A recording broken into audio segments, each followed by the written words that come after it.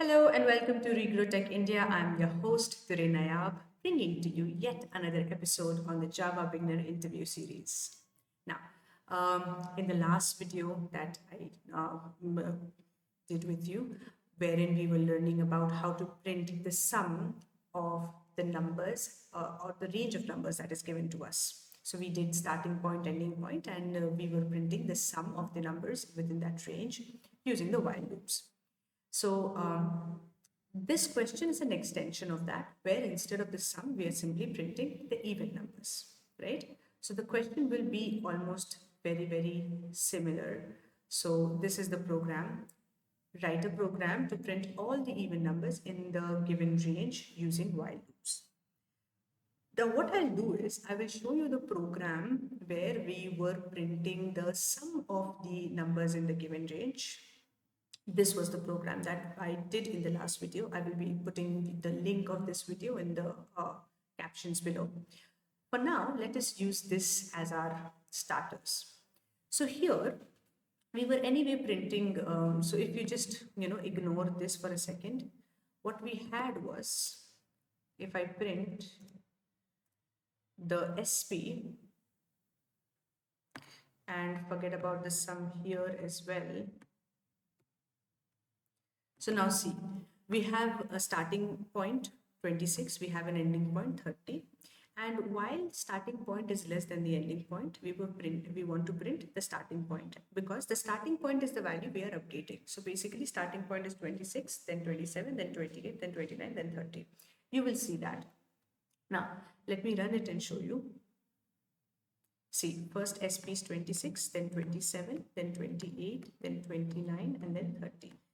If I do change the range, let us say I change it to 20 or rather 32 till maybe 50, okay, then also we will get all the numbers from 32 to 50, right? And that is what we were adding in the previous video. Now here, we do not want to do any of this. Instead, we want to check if this SP value is even, only then it needs to be printed. So I will just select it and cut it for now.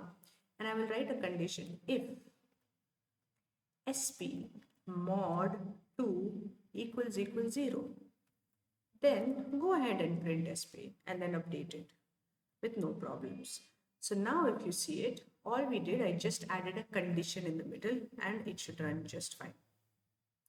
So we have 32, 34, 36, 38, 40, 42, 44, 46, 48 and 50. So here we have already seen the dry run in the previous video.